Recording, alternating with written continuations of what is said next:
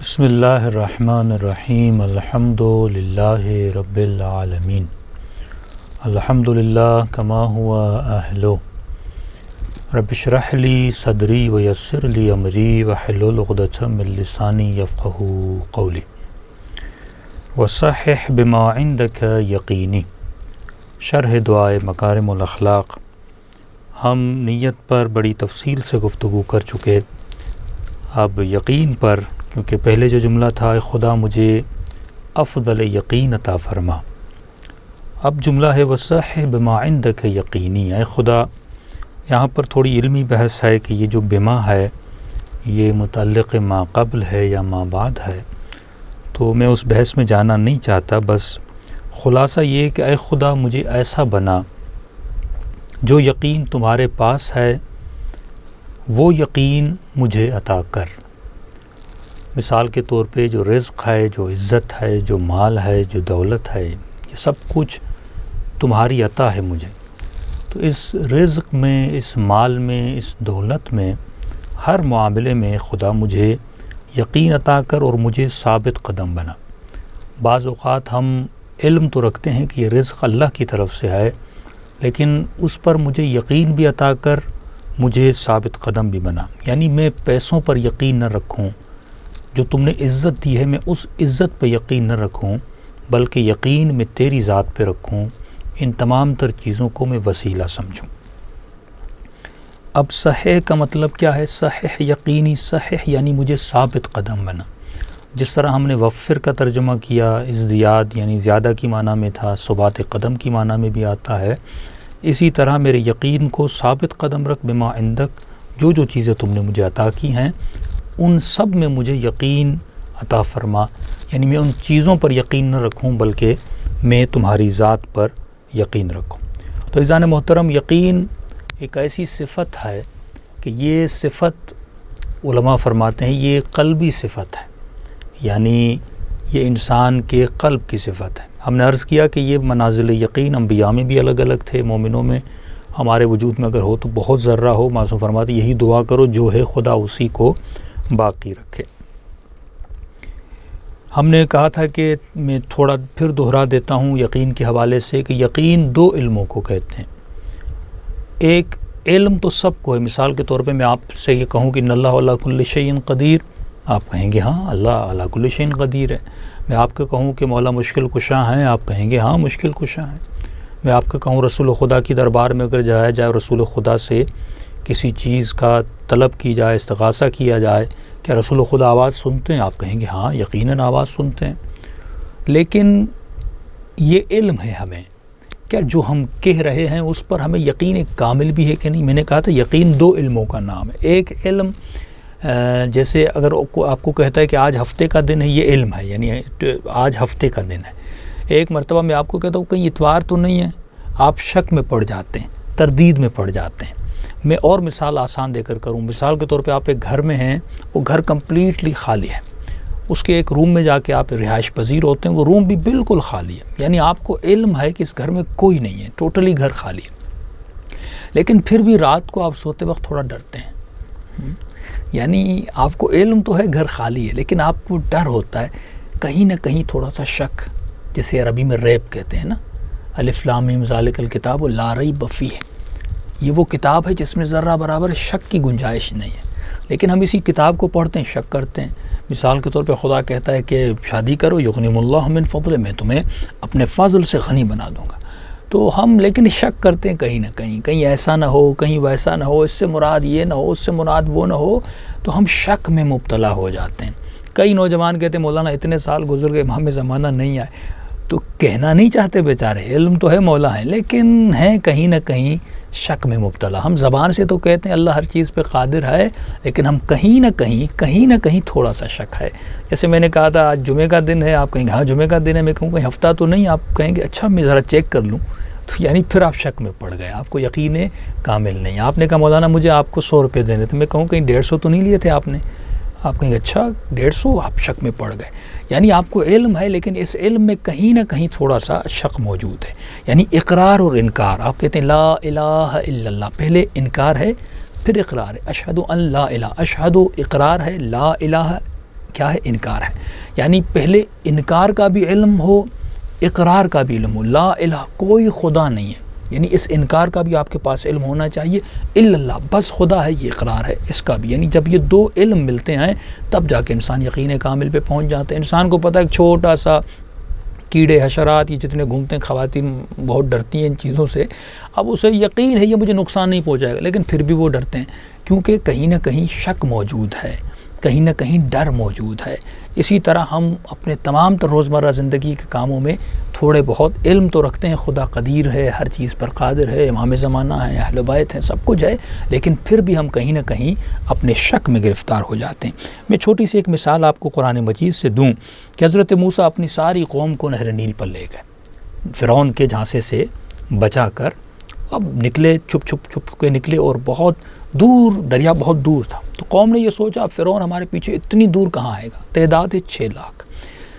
اب یہ رات کو بڑے سکون سے سو گئے کہ فرعون ہمارے پیچھے نہیں آئے گا اس دریا کے کنارے.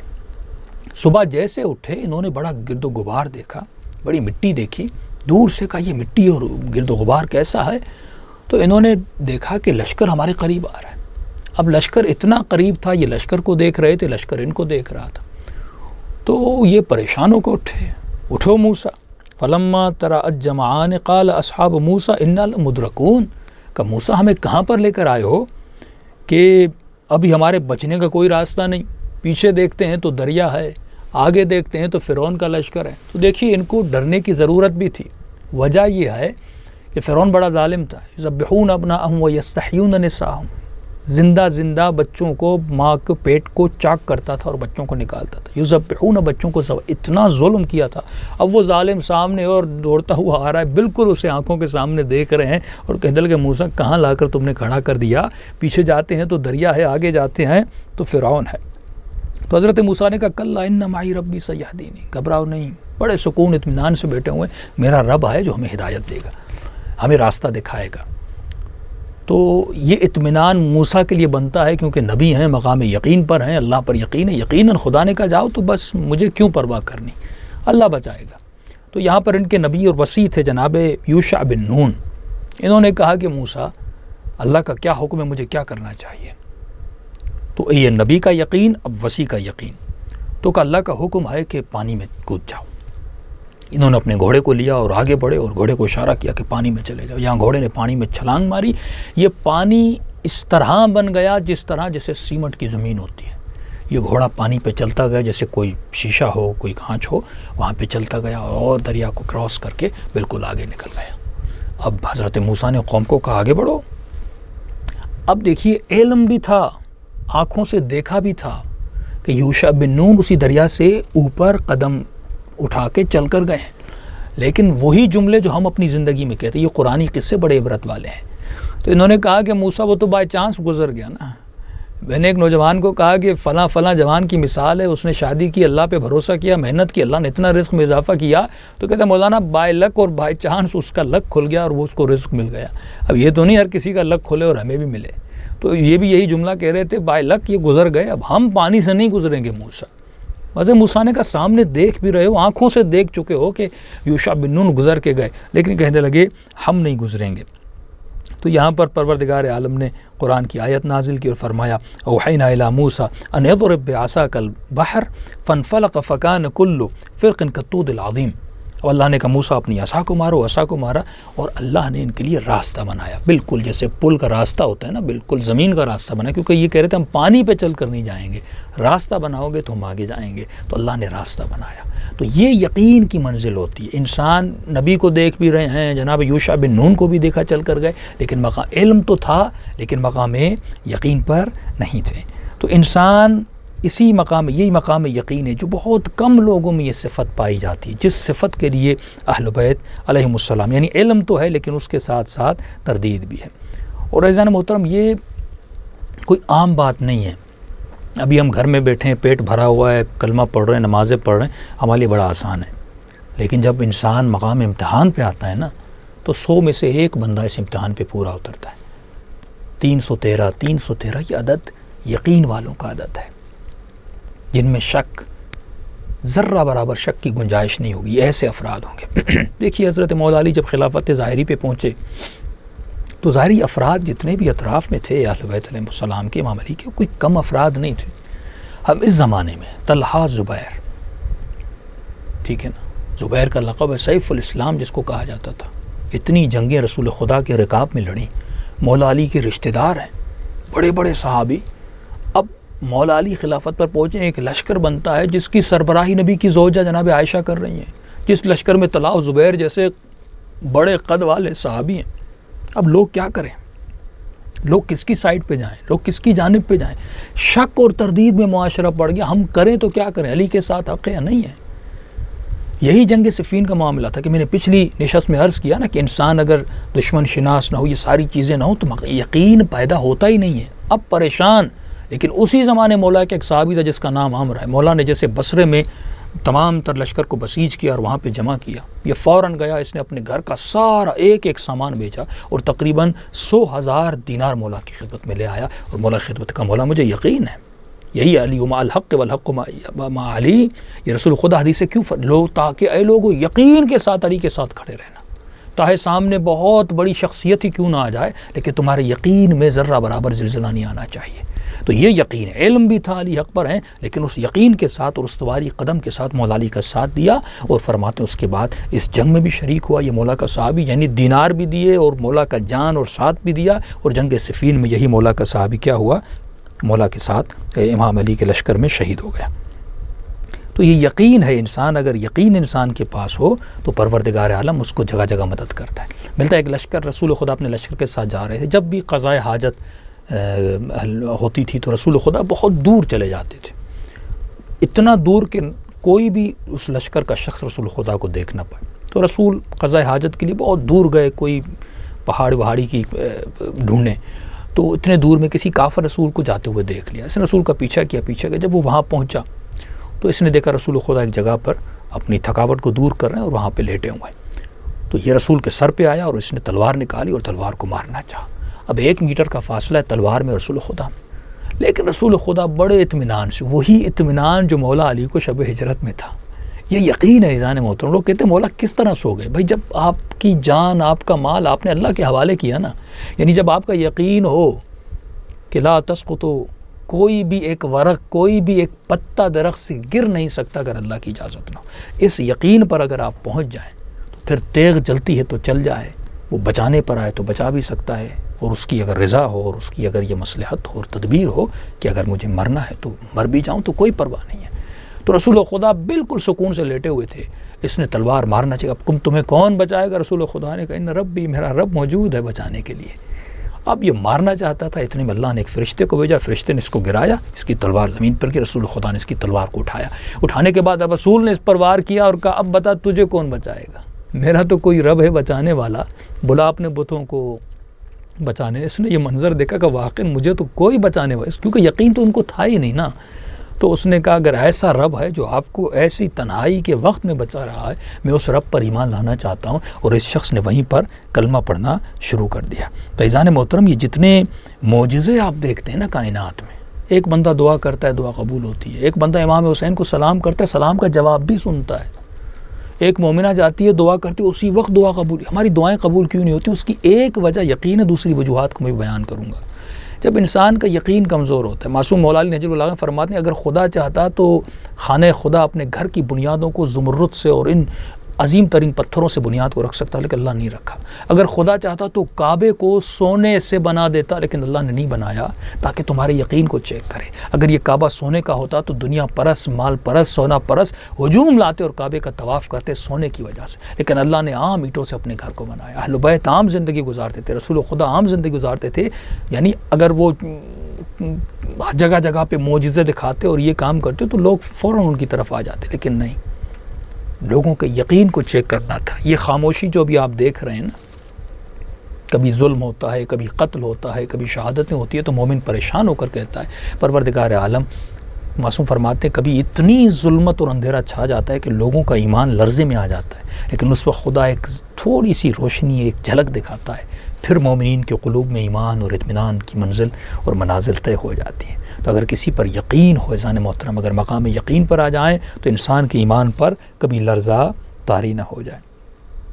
بہت سارے ایسے معجزے ہیں آپ نے سنے بھی ہوں گے، میں نے پچھلی نشست میں بھی آپ کو معجزے سنائے تھے کہ اگر نسبت ہو جائے، میں نے ایک بوڑھے کا آپ کو واقعہ سنایا تھا پچھلی نشستوں میں نا، کہ خاک امام رضا نہیں تھی لیکن اس نے دی، اس پر نام تھا، اس نے آنکھوں کو لگائی اور اس کو بینائی مل گئی۔ تو اصل یقین ہے، اگر یقین نہ ہو خاک شفا بھی انسان کھا لے اس کو شفا نہیں ملے گی، لیکن اگر عام خاک کھائے اس کی نسبت امام حسین سے ہو، اہل بیت سے ہو، اور یقین کر کے کئی معجزے ہیں، وقت میں اتنی گنجائش نہیں کہ سارے معجزوں کو ہم موضوع سے ہٹ جائیں گے۔ اس لیے امام باقر فرماتے ہیں ان اللہ اقدرنا علی ما نرید، ہم جو چاہتے ہیں خدا نے ہمیں طاقت دی ہے وہ ہو جاتا ہے۔ اس لیے ہم اہل بیت کے در پہ جاتے ہیں، اللہ نے یہ طاقت دی ان کو، وہ چاہیں تو مردے کو زندہ کریں، وہ چاہیں تو مریض کو شفا دیں، کیونکہ ان اللہ اقدرنا، اس پر اللہ نے ہمیں قادر بنایا ہے، یہ طاقت، یہ اجازت پروردگار عالم نے ہم کو دی ہے۔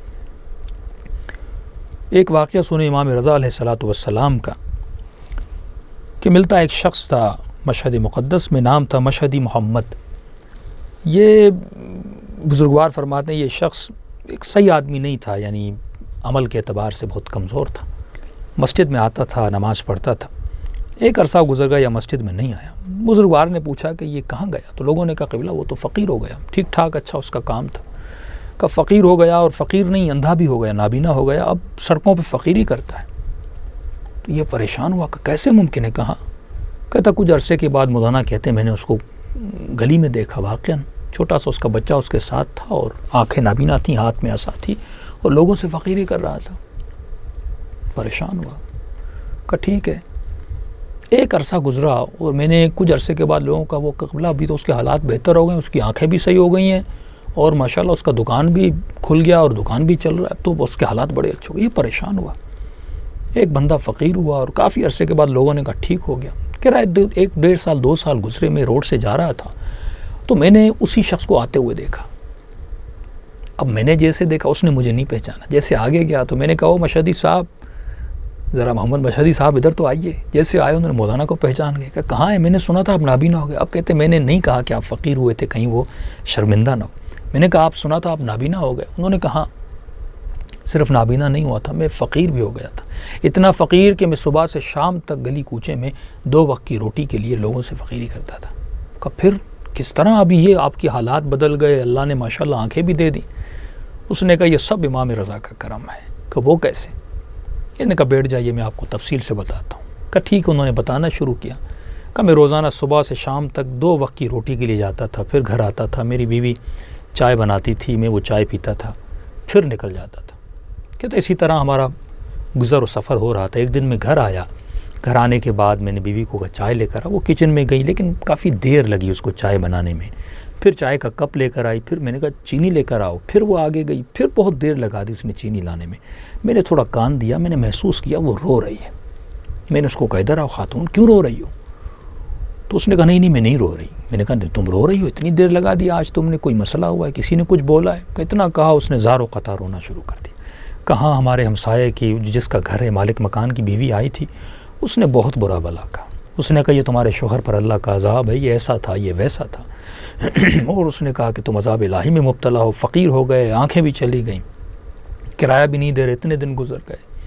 کہتے میرا بہت دل دکھا، کیونکہ مرد خود مصیبت برداشت کر لیتا، لیکن بیوی بچے اگر رونے لگیں اور اس طرح کوئی ان کی بے عزتی کرے، اس کا اندر ٹوٹ جاتا ہے۔ کہا میں فوراً اٹھا، میں نے عصا لی، میں نے کہا سیدھا امام رضا کے پاس جاتا ہوں، اور مولا کہتا مولا یا موت دو یا مجھے بینائی دو، مجھے صحیح کرو، میں اس حالات میں نہیں رہ سکتا، اگر مولا ہیں تو ہمیں دیں، یعنی ان کے ہوتے ہوئے میں اس فقیری میں، اس ذلت میں، اس خاری میں رہوں؟ کہ یہ عصا بیوی نے کہا کیوں ایسی باتیں کرتے ہو، بیٹھ جاؤ، میں تو عورت ہوں، ایسی باتیں کر دیتی ہوں، تمہیں ناراض ہونے کی ضرورت نہیں ہے، ہم تو ایسی باتیں کرتے رہتے ہیں، دل پہ مت لو۔ اس نے کہا نہیں، واپسی میں یا میرا جنازہ آئے گا یا میں ٹھیک ہو کر آؤں گا۔ اب اس عزم کے ساتھ یہ حرم کی طرف گیا۔